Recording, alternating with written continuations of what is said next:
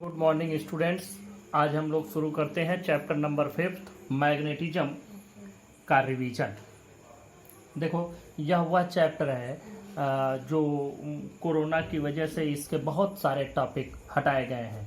This is the most affected topic due to the corona. तो अब समझो, इसमें जो चीज़ें हटाई गई हैं उनको छोड़ने के बाद, हटाई हुई चीज़ों को, रिमूव्ड टॉपिक्स को हटा देने के बाद आपके पास इसमें क्या क्या बचता है, हम लोग पहले उस चीज़ की रिवीजन करेंगे और उसके बाद हम लोग चलेंगे चैप्टर नंबर 5 के न्यूमेरिकल प्रॉब्लम्स पर। देखो, इसके बारे में पढ़ाया जा चुका है पहले ही, मैंने अपने वीडियो में आप लोगों को पढ़ा दिया है। मैं यहाँ रिवीजन करता हूँ तो सिर्फ उन टॉपिक्स की चर्चा कर लेंगे, उनको डिटेल स्टडी नहीं करेंगे, क्योंकि डिटेल स्टडी आपके प्रीवियस वीडियो में आपको मिल जाएगा। तो मैं बात करता हूँ सबसे पहले कहाँ से शुरू होता है। पहले शुरू होता है ये आर्टिफिशियल मैग्नेट से। आर्टिफिशियल मैग्नेट मतलब वो आयरन के टुकड़े जिनसे कि हम लोग ये पाते हैं कि उसमें अट्रैक्शन और डायरेक्शन की प्रॉपर्टी हो, तो उनको हम लोग आर्टिफिशियल मैग्नेट कहते हैं।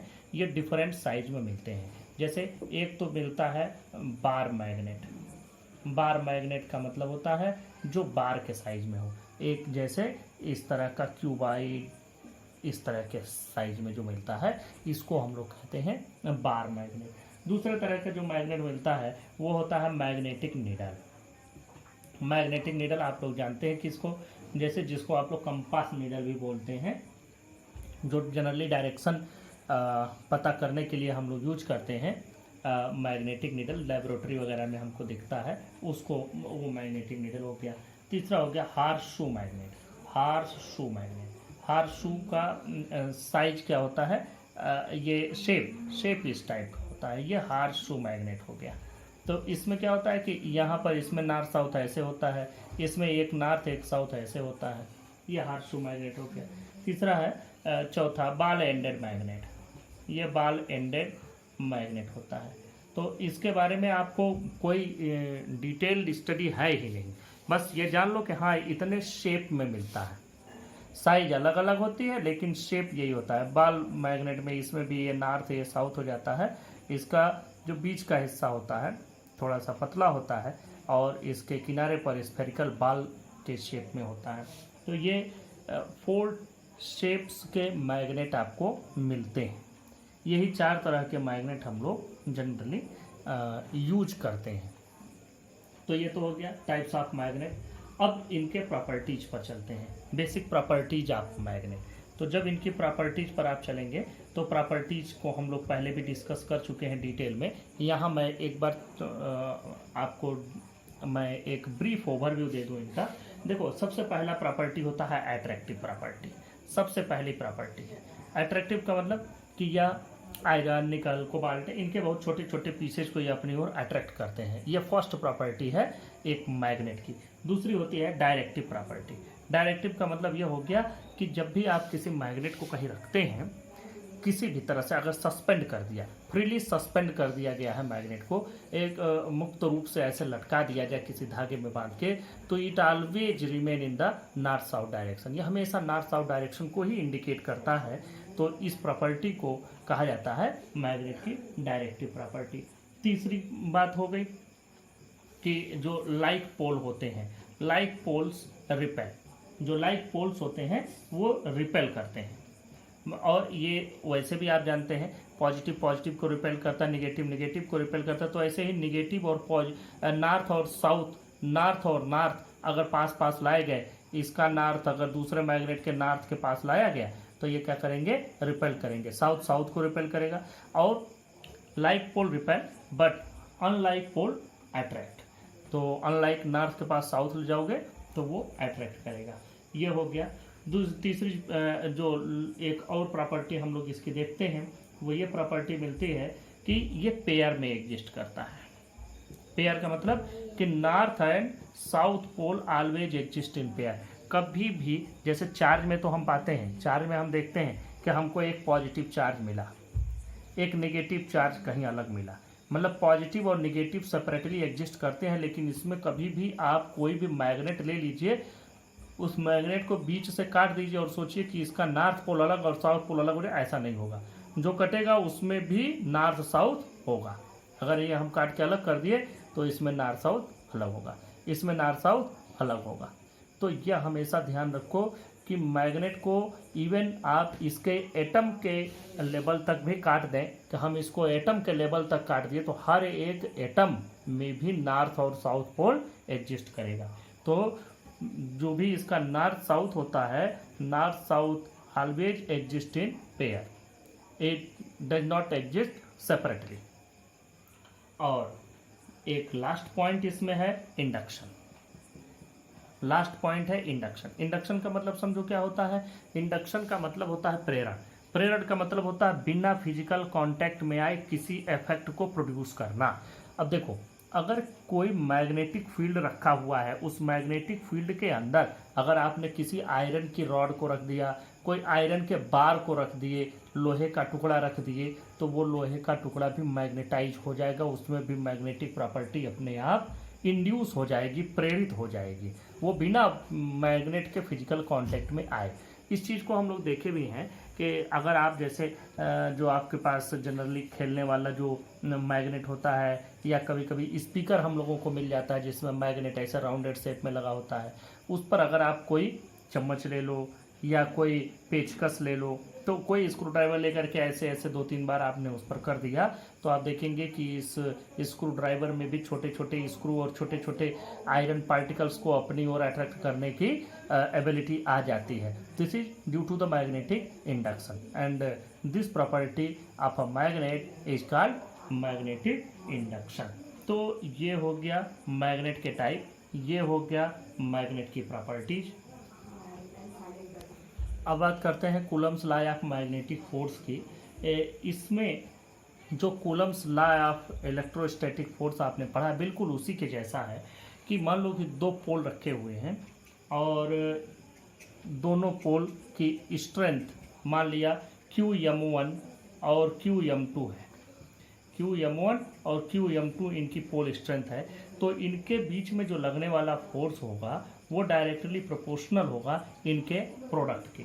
और दूसरी बात कि इन दोनों पोल के बीच में जो डिस्टेंस होगी उस डिस्टेंस के इनवर्सली प्रोपोर्शनल होगा।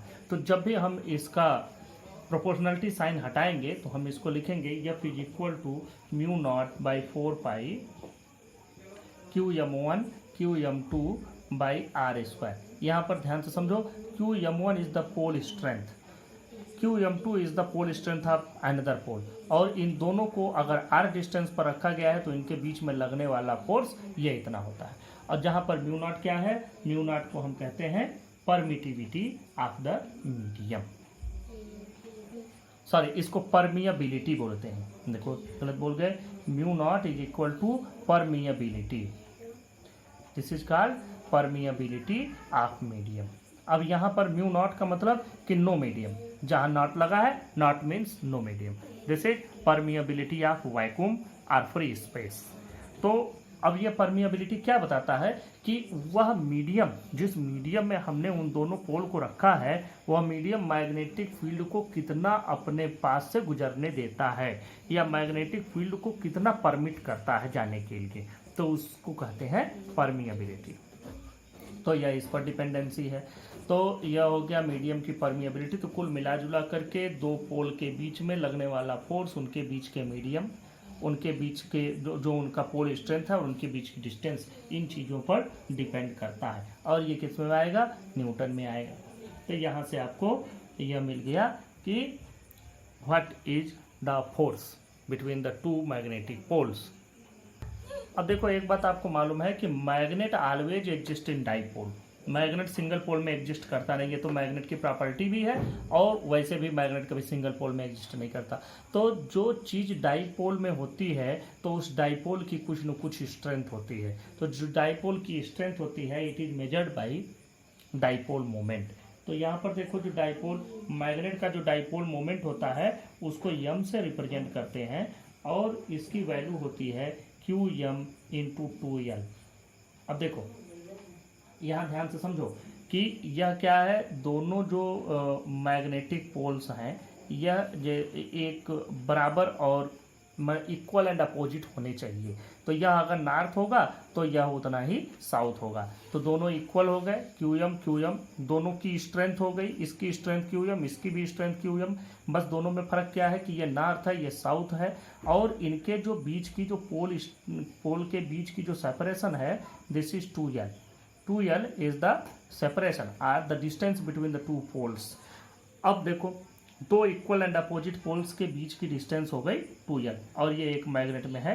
तो इस मैग्नेट का जो हम कहेंगे कि इस डाइपोल का जो स्ट्रेंथ है, या हम इसको कहें मैग्नेटिक डाइपोल मोमेंट, वह होता है QM इंटू 2l। और जो इसकी डायरेक्शन, जो इसका यूनिट होता है एम्पियर मीटर स्क्वायर, या इसी को आप एक और भी चीज कहते हैं आर जूल पर टेस्ला। दोनों ही इसके यूनिट होते हैं, दोनों ऐसा यूनिट है। और इसकी डायरेक्शन किधर होती है? इसकी डायरेक्शन होती है साउथ से नॉर्थ की ओर। इसकी डायरेक्शन साउथ से नॉर्थ की ओर होता है, और ये एक वेक्टर क्वांटिटी है। अब जरा इसकी सिमिलरिटी को हम लोग बात करते हैं कि यह किसके सिमिलर है। नहीं, यह सिमिलर होता है आपके इलेक्ट्रिक डाइपोल के। अब जरा सा समझो, इलेक्ट्रिक डाइपोल कैसे बनता है। दो इक्वल एंड अपोजिट चार्जेस रखे गए हों, ये प्लस क्यू हो, ये माइनस क्यू हो, और इनके बीच की जो डिस्टेंस है वह मान लिया हमने 2l है। तो फिर इस डाइपोल की जो स्ट्रेंथ होती है हम लोग नापते हैं इलेक्ट्रिक डाइपोल मोमेंट से, और उसको P लिखते हैं, और उसको क्या लिखते हैं, वो होता है Q इंटू 2l। यहाँ पर क्या है, ये magnetic pole strength into the distance between the two poles, ये है। इसकी डायरेक्शन कहाँ से कहाँ होती है? इसकी डायरेक्शन होती है निगेटिव से पॉजिटिव की ओर। इसकी डायरेक्शन निगेटिव से पॉजिटिव की ओर। अब देखो, इलेक्ट्रिक फील्ड किधर से किधर एग्जिस्ट करता है? प्लस से माइनस। ध्यान से पूरा समझ लेना है आप लोग इसको। देखो, इलेक्ट्रिक फील्ड एग्जिस्ट करता है प्लस से माइनस की ओर। ये प्लस से माइनस की ओर एग्जिस्ट करता है इलेक्ट्रिक फील्ड। ये इलेक्ट्रिक फील्ड की डायरेक्शन हो गई। लेकिन जो इलेक्ट्रिक डाइपोल मोमेंट होता है उसकी डायरेक्शन माइनस से प्लस की ओर। इसी तरह से नॉर्थ से साउथ की ओर एग्जिस्ट करता है मैग्नेटिक फील्ड। जो मैग्नेटिक फील्ड है उसकी डायरेक्शन ये बी मैग्नेटिक फील्ड की डायरेक्शन हो गई।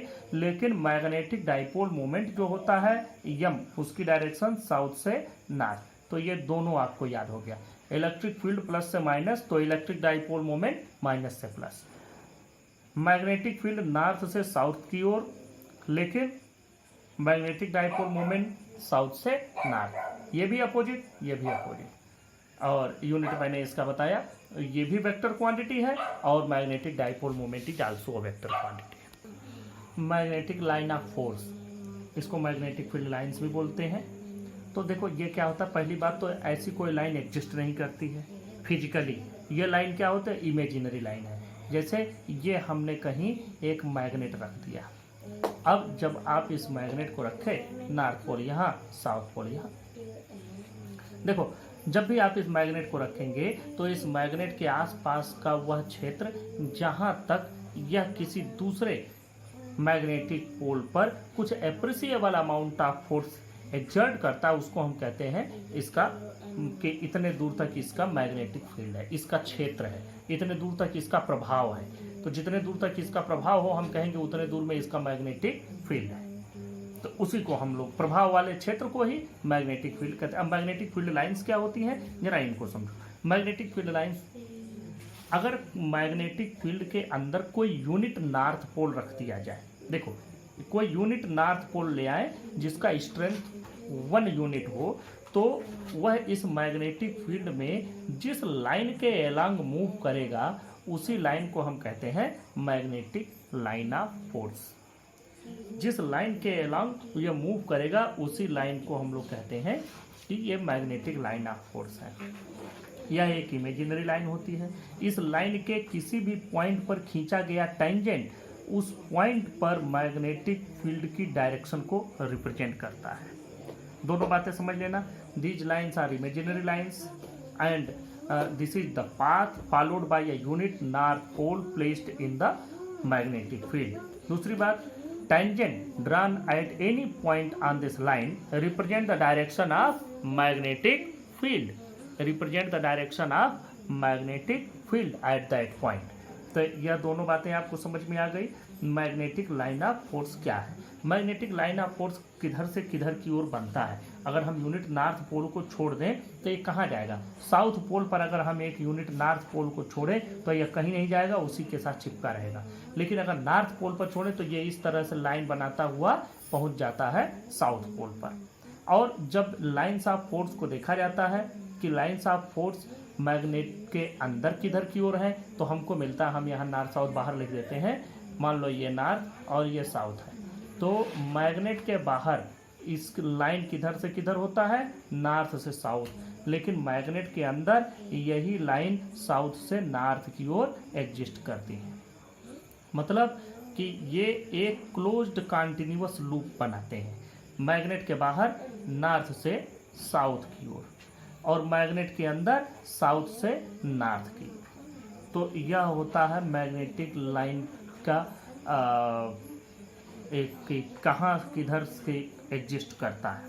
यह हमेशा ध्यान रखिएगा कि मैग्नेटिक फील्ड लाइन निकलती है नॉर्थ से और इंटर करती है साउथ में। इसकी डेस्टिनेशन है कि नॉर्थ से निकलेगी साउथ में जाएगी। अब देखो, अगर मान लो कि इसी के बगल में हमने एक साउथ पोल रख दिया नॉर्थ के बगल में, तो इस यहाँ से निकलने वाली लाइन की डायरेक्शन डेस्टिनेशन क्या है? साउथ। इसको यही मिल गया साउथ, घूम के नहीं जाना पड़ेगा, यही साउथ मिल गया तो सारी लाइन इसमें चली जाएंगी, दोनों आपस में चिपक जाएंगे, अट्रैक्ट हो जाएंगे। तो इस तरह से अगर यहाँ से भी अगर यहाँ कोई नॉर्थ पोल रख दें तो वहाँ से निकलने वाली फील्ड लाइन को इस साउथ में जाना है, साउथ यही मिल गया, वो साउथ के साथ अट्रैक्ट हो जाएगा। तो ये होता है मैग्नेटिक लाइन्स ऑफ फोर्स। ये कॉन्टिन्यूअस होते हैं, डिसकॉन्टिन्यूअस नहीं होते हैं।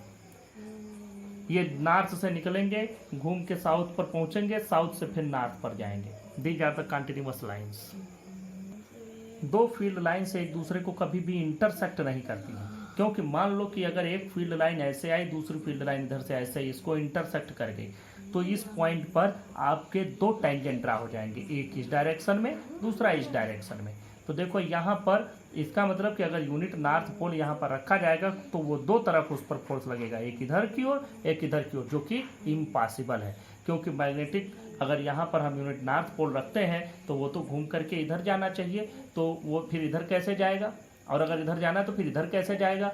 तो इसका मतलब कि it is impossible for magnetic lines to intersect each other, because at the point of intersection there will be two tangents, that is it refers that there will be two directions of forces at a single point which is impossible। तो ये एक इसकी property हो गई।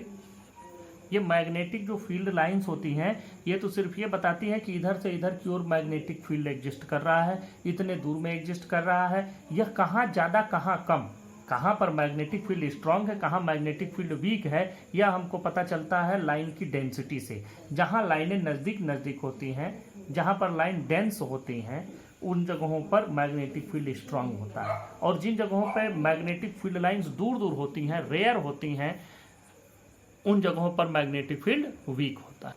Next topic इसमें है कि जो मैग्नेटिक फील्ड है, इस मैग्नेटिक फील्ड या बार मैग्नेट के एक्सियल पॉइंट पर मैग्नेटिक फील्ड, इक्वेटोरियल पॉइंट पर मैग्नेटिक फील्ड, ये दोनों पॉइंट हटा दिए गए हैं। ये कोरोना इफेक्टेड टॉपिक्स हैं। Both topics have been removed for this year. अगला टॉपिक है torque on a magnetic dipole in a magnetic field. ये भी कोरोना इफेक्टेड है, हमको इसको स्टडी नहीं करना है। अब अगले टॉपिक पर हम चलते हैं, current loop as a magnetic dipole. Current loop as a magnetic dipole. देखो, मैग्नेटिक अगर एक करंट लूप है इस तरह का, इसमें करंट आई फ्लो हो रही है और इसका रेडियस ए है और इसके सेंटर से आर डिस्टेंस पर कोई एक पॉइंट ले लें और इस पॉइंट पर मैग्नेटिक फील्ड की वैल्यू पता करें, तो वो वैल्यू होती है μ0I_a²/2r3, जहाँ पर आर क्या है, r is the distance from the centre of the circular loop और a is the radius of circular loop, I is the current flowing through the circular loop. तो इतना मैग्नेटिक फील्ड इसमें बनता है। ये फार्मूला हम लोगों ने चैप्टर नंबर 4 में डिराइव कर रखा है। इस फार्मूले से ही अब देखो, क्योंकि अगर यहाँ पर मैग्नेटिक फील्ड है तो आपको यह तो समझ लेना है कि मैग्नेटिक फील्ड कहीं भी तभी एग्जिस्ट करता है जबकि नॉर्थ और साउथ पोल हो, बिना दोनों पोल के मैग्नेटिक फील्ड का एग्जिस्ट करना इम्पॉसिबल है।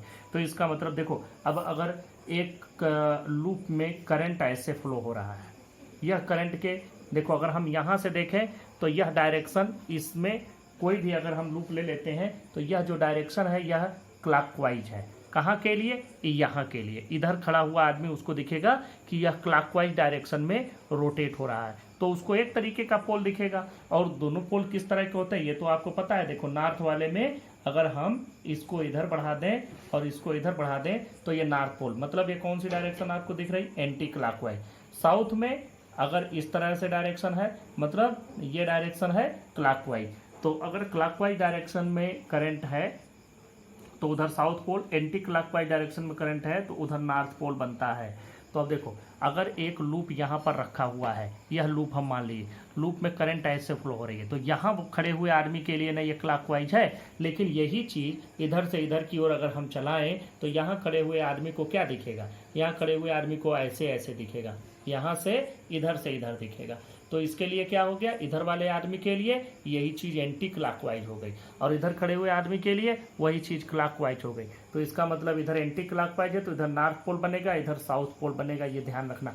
तो यहाँ पर भी यह डाईपोल तो एग्जिस्ट कर ही रहा है। अब डाईपोल है तो इसका मतलब कि उसका डाईपोल मोमेंट भी होगा। तो पहले हम लोग इसको स्टैंडर्ड फॉर्म में बना लें, μ0/4π के फॉर्म में हम बना लेते हैं। तो b कैन आल्सो भी रिटेन एज μ0 देखो 2 पहले से है, 2 में 2 से मल्टीप्लाई कर देते हैं, 2 से मल्टीप्लाई करेंगे तो 4 हो जाएगा। पाई भी ले आना है, एक पाई भी मल्टीप्लाई कर दो। तो हमने क्या मल्टीप्लाई किया? 2 पाई से मल्टीप्लाई किया, आई है ही, 2 पाई से फिर मल्टीप्लाई ऊपर भी कर दो तो वैल्यू पर कोई फर्क नहीं पड़ा, डिवाइडेड बाई r³। यह इतनी वैल्यू आपको मिली। देखो अब अगर हम लिखें πa², πa² is the area of the square, area of the square is or this current loop is πa²। तो यहाँ से हम लोग लिख सकते हैं कि magnetic field is equal to μ0/4π 2I, और ये तो A हो गया, A/r³।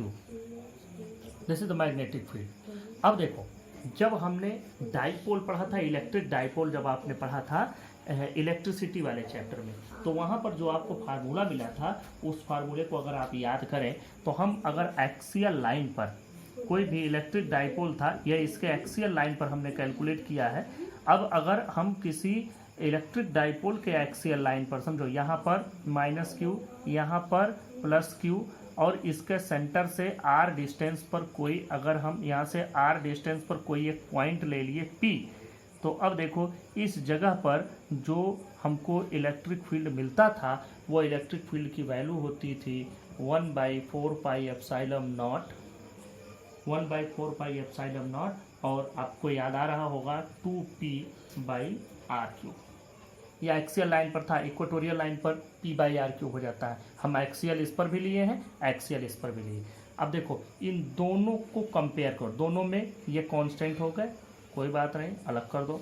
r³ ही है, तो इसका मतलब यह 2p 2ia के बराबर है, तो यहाँ 2p = 2ia, या हम लिख सकते हैं कि p = ia के बराबर है। p है क्या इसमें? p यहाँ पर इलेक्ट्रिक डाईपोल मोमेंट है जिसकी वैल्यू q × 2l हम लोग लिखे थे। तो यहाँ पर ia क्या होगा? मैग्नेटिक डाईपोल मोमेंट होगा। जब दोनों के फार्मूले बिल्कुल मैच कर रहे हैं और दोनों डाईपोल का ही केस है, तो इसका मतलब कि यहाँ ia मैग्नेटिक डाईपोल मोमेंट है। तो हम यहाँ क्या लिखते हैं? m = ia, this is the formula. तो यहाँ से हमको एक बात ये भी पता चलती है कि यह m can also be written as ia। अब देखो ये मैग्नेटिक डाईपोल मोमेंट हो गया, यूनिट बनाओ क्या बनेगा? एम्पियर, इसका हो गया एम्पियर, और ये मीटर²। अभी इसके पहले जब मैंने डाईपोल बताया आपको तो वहाँ एम्पियर मीटर² डायरेक्ट लिख दिया था, आपको समझ में नहीं आया कहाँ से आया, वो यहाँ से आया। तो ये हो गया इसका मैग्नेटिक डाईपोल मोमेंट का एक और फार्मूला। और यहाँ से हमको ये भी समझ में आया कि current loop behaves as a magnetic dipole. देखिए नेक्स्ट टॉपिक है magnetic dipole moment of a revolving electron. इसमें देखो हमको मालूम है according to the Bohr's model Bohr का जो एटॉमिक मॉडल था उसके अकॉर्डिंग आप लोग केमिस्ट्री में पढ़े होंगे कि इलेक्ट्रॉन सर्कुलर ऑर्बिट में न्यूक्लियस के चारों ओर चक्कर लगाता है ऑर्बिटल मोशन में। अब देखो ये हमने न्यूक्लियस मान लिया, पॉजिटिवली चार्ज न्यूक्लियस, और ये इलेक्ट्रॉन रहा जो इसके चारों ओर ऐसे घूम रहा है। इधर से इसका डायरेक्शन ऑफ मोशन है इस तरफ से। अब देखो ये वी वेलोसिटी से ये इलेक्ट्रॉन मूव कर रहा है। हमने एक चीज़ और मान ली है कि जो इसका रेडियस है, radius of circular orbit is r and the velocity of revolution is v and the time period that is the time taken to complete one revolution is capital T. ये हमने इतना मान लिया है। तो इसके इस ऑर्बिटल मोशन से जो भी मैग्नेटिक डाइपोल मोमेंट बनेगा उसको हम क्या कहेंगे, ऑर्बिटल मैग्नेटिक मोमेंट। तो अब हम लोग अगर इसका ऑर्बिटल मैग्नेटिक मोमेंट कैलकुलेट करें तो ये देखें ऑर्बिटल मैग्नेटिक मोमेंट, और इसकी वैल्यू हो जाएगी I into A, I into A. ये आपको मालूम है। अब देखो ए तो आपको मालूम है कि एरिया ऑफ सर्कुलर ऑर्बिट कितना है, पाई आर स्क्वायर, तो I into pi r square सीधा हो गया। अब I की वैल्यू क्या होगी, इलेक्ट्रॉन मतलब चार्ज पार्टिकल अगर चल रहा है तो वह करंट भी बनाएगा, क्योंकि rate of flow of charge को ही तो हम लोग करंट कहते हैं। तो यह, लेकिन इलेक्ट्रॉन जिधर चलते हैं उसके ठीक अपोजिट डायरेक्शन में करंट के चलने की डायरेक्शन होती है, क्योंकि करंट चलने की डायरेक्शन क्या मानते हैं कि जिधर पॉजिटिव चार्ज चलता है उधर की ओर हम कन्वेंशनल करंट की डायरेक्शन मानते हैं। तो इसका मतलब कि नेगेटिव चार्ज किधर चलेगा, इसके जस्ट अपोजिट डायरेक्शन में चलेगा। तो हम ये कह सकते हैं कि करंट किधर की ओर होगा, इधर की ओर होगा। इलेक्ट्रॉन इधर जा रहा है तो करंट बनेगा इधर। तो और करंट होता क्या है, करंट होता है rate of flow of charge, मतलब कि जो चार्ज है Q बाई टी, हमारे पास ये तो फार्मूला हमने पढ़ा है कि rate of flow of charge, ये पाई आर स्क्वायर रख दो। अब इस कंडीशन में ये मैग्नेटिक डाइपोल मोमेंट को हम लोग रिप्रेजेंट करते हैं म्यू एल से, या ऑर्बिटल मोमेंट है तो ऑर्बिटल मैग्नेटिक मोमेंट को म्यू एल से रिप्रेजेंट करते हैं इलेक्ट्रॉन के रिवोल्यूशन के लिए। This is the symbol, symbolic representation है। अब देखो Q की जगह पर क्या मूव कर रहा है, इलेक्ट्रॉन, और इलेक्ट्रॉन के एक चक्कर का टाइम कितना लग रहा है, capital T, pi r square तो है ही। अब देखो E की जगह पर E ही रहने दो, और एक चक्कर का समय कितना होगा, एक चक्कर का पूरा पाथ डिवाइडेड बाय वेलोसिटी, यही तो होता है। एक चक्कर को कितना समय में पूरा किया, यही टाइम पीरियड है। और एक चक्कर का समय क्या होगा, पूरा distance divided by time divided by velocity. तो ये कितना हो जाएगा, पाथ कवर करेगा जितना इसका सरकमफेरेंस होगा 2 pi R divided by velocity v, और ये आपका है ही पाई आर स्क्वायर। अब इसको ऊपर ले जाओ, देखो e v divided by 2 pi r into pi r square. अब देखो ये आर से ये कैंसिल हो जाएगा, पाई से ये पाई कैंसिल हो जाएगी, आपके पास क्या बचेगा, ऊपर बचेगा ई वी आर, और नीचे बच जाएगा आपका डिवाइडेड बाई 2। तो हम क्या पाते हैं, orbital magnetic moment is equal to e v r divided by 2। This is the formula for orbital magnetic moment. अब देखें जो इस ऑर्बिटल मैग्नेटिक डाइपोल मोमेंट की डायरेक्शन होगी वो according to the right hand rule downward direction में होगा। यह इसकी डायरेक्शन हो गई। अब बात करते हैं कि जब इसमें ऑर्बिटल मैग्नेटिक डाइपोल मोमेंट निकाल लिया हमने, तो इसमें एंगुलर मोमेंटम भी होगा, क्योंकि ये रिवोल्यूशनरी मोशन है, एक सर्कुलर मोशन है। तो इस मोशन में एक एंगुलर मोमेंटम भी, जैसे हम लोग लीनियर में मोमेंटम पढ़े हैं वैसे ही इसमें एंगुलर मोमेंटम होता है। तो एंगुलर मोमेंटम निकालना, एंगुलर मोमेंटम ऑफ इलेक्ट्रॉन, देखो angular momentum of electron,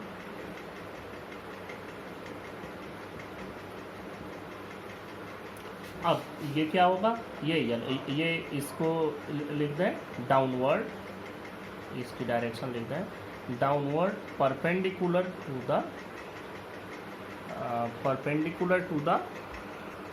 plane of current loop. अब देखो यल की वैल्यू आप कैलकुलेट कर लें, यल की वैल्यू हो जाएगी एम वी आर, जहाँ एम क्या है, mass of electron, electron he revolve कर रहा है रिवोल्यूशनरी मोशन में, तो इसी का होगा तो जो इसकी डायरेक्शन होगी ये होगी अपवर्ड, ये अपवर्ड, वही perpendicular to the plane of current loop, plane of current loop. ये हो जाएगा अपवर्ड डायरेक्शन, ये एल हो जाएगा। अब यहाँ हम एक काम और करते हैं कि म्यू एल को एल से डिवाइड करते हैं, तो mu l divided by L is equal to, जब इसको आप कैलकुलेट करेंगे तो म्यू एल की वैल्यू लिखो e v r by 2 divided by l की वैल्यू लिखें एम वी आर,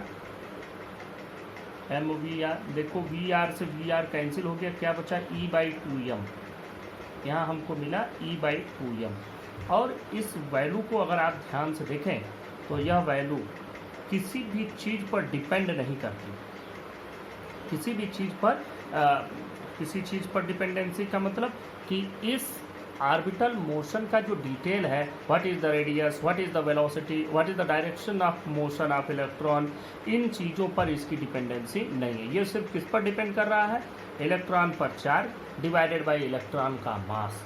तो इसको हम लोग कहते हैं gyromagnetic ratio. This ratio is known as gyromagnetic ratio. इसको थोड़ा ठीक से लिख दें, mu L by L is equal to E by 2m and this is called gyromagnetic ratio।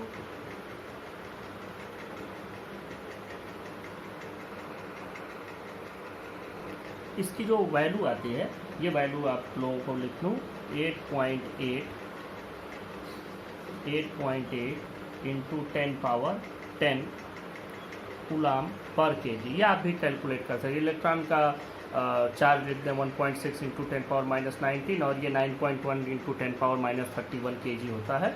इसको करेंगे तो आपको ये वैल्यू मिलेगी, इतने कूलाम पर केजी। तो कूलाम पर केजी, ये ऊपर चार्ज है, नीचे मास है, कूलाम पर केजी ये वैल्यू आ जाएगी।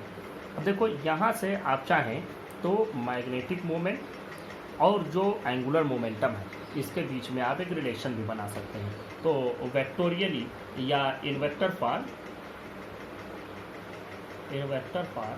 हम इसको इस तरह से भी लिख सकते हैं कि mu L is equal to minus E by 2m into L. इसका मतलब नेगेटिव साइन यहाँ क्या इंडिकेट करता है, negative sign indicates that orbital magnetic moment is opposite to the angular momentum. ये दोनों एक दूसरे के अपोजिट डायरेक्शन में है। यह नेगेटिव साइन यहाँ यही इंडिकेट कर रहा है, हम लिख नहीं रहे हैं, आप लोग चाहें तो लिख लीजिएगा। अब देखें, according to the Bohr's quantization principle, Bohr के क्वांटाइजेशन प्रिंसिपल में ये कहा गया था कि इलेक्ट्रॉन की जो एंगुलर मोमेंटम की वैल्यू होती है वो कुछ भी नहीं हो जाती है अपने आप से, वो एक डिस्क्रीट वैल्यू होती है और न कॉन्टिन्यूसली घटती है न कॉन्टिन्यूसली बढ़ती है। उसकी वैल्यू क्या होती है, NH/2π या H/2π का integral multiple. H Planck's constant है, इसी के इंटीग्रल मल्टीपल में ही इसकी वैल्यू मिलती है, चाहे 1H/2π हो या 2H/2π, 4H, डिफरेंट आर्बिट्स के लिए, फर्स्ट आर्बिट के लिए फर्स्ट, सेकेंड आर्बिट के लिए 2 से इसमें मल्टीप्लाई कर देंगे, थर्ड आर्बिट के लिए 3 से मल्टीप्लाई कर देंगे, तो उसको लिखते हैं। अब देखो, according to Bohr's quantization principle L की वैल्यू जो होती है, यल मतलब MVR की वैल्यू होती है N into H/2π। It must be an integral multiple of H/2π where N is equal to 0 नहीं होता है कभी। इसकी वैल्यू हमेशा, जैसे इलेक्ट्रॉन या तो फर्स्ट आर्बिट में होगा, second orbit, third orbit, zero orbit exist नहीं करती। जीरो आर्बिट तो न्यूक्लियस हो जाएगा, तो ये हो गया कि किसी न किसी आर्बिट में ही रहेगा। यहाँ n क्या है, नंबर ऑफ आर्बिट्स किस आर्बिट में है, और h इज प्लैंक्स कांस्टेंट। तो जब हम इसकी वैल्यू यहाँ से निकालते हैं तो हमको देखो यहाँ से हम चाहें तो ये वैल्यू भी पा सकते हैं। मैग्नेटिक आर्बिटल मैग्नेटिक मोमेंट, तो आर्बिटल मैग्नेटिक मोमेंट निकालोगे तो म्यू एल की वैल्यू क्या हो जाती है, हम वेक्टर के रूप में नहीं निकाल रहे हैं, सिंपल निकाल रहे हैं। तो E/2m इंटू यल मतलब ये वैल्यू हो गई, यही तो यल है।